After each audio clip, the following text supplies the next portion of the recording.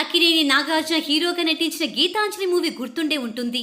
దిగ్గజ దర్శకుడు మణిరత్నం తెలుగులో తీసిన ఏకైక సినిమా ఇది. అప్పట్లో గీతాంజలి ఎంత పెద్ద హిట్ అయిందో మనందరికీ తెలిసిందే.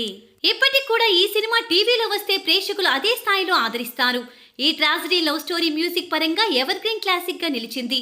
ఇందులో హీరోయిన్ గా నటించిన గిరిజా శెట్టర్ ప్రేక్షకుల హృదయాల్లో నిలిచిపోయింది.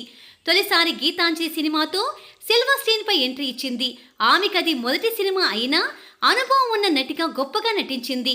ఒక అల్లరి పిల్లగా ప్రేమ కోసం పరితపించే సగటు అమ్మాయిలా గిరిజ జీవించేసింది.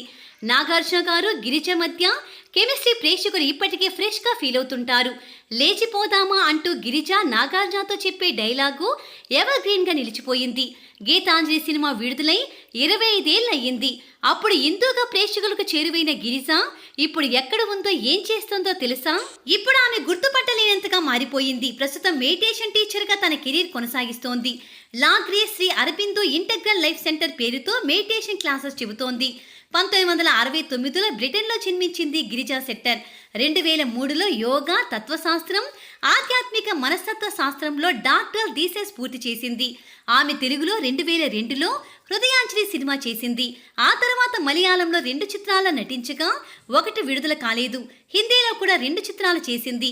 హీరోయిన్గా కాకుండా స్పెషల్ పాత్రలో నటించింది. 2003లో పూర్తిగా సినిమాలకు గుడ్ బై చెప్పేసింది. గిరిజా శెట్టర్ విదేశాల్లో యోగా క్లాసెస్ చెబుతోంది.